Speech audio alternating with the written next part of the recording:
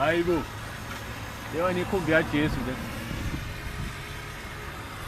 Olukhona uJesu la kodwa umuntu mayicabanga-ke la. Athi yo.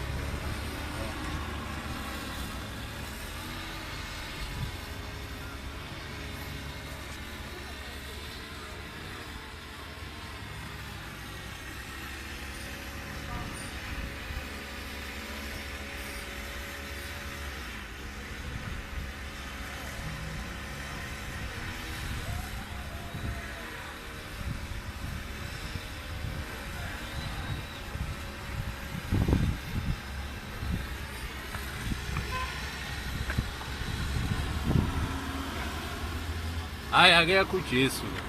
Akekho uJesu. Awona nje. Lapha ngifice khona amasisi leli quantum akho Jesu. Yabo into ehlangene noJesu nje ayikho.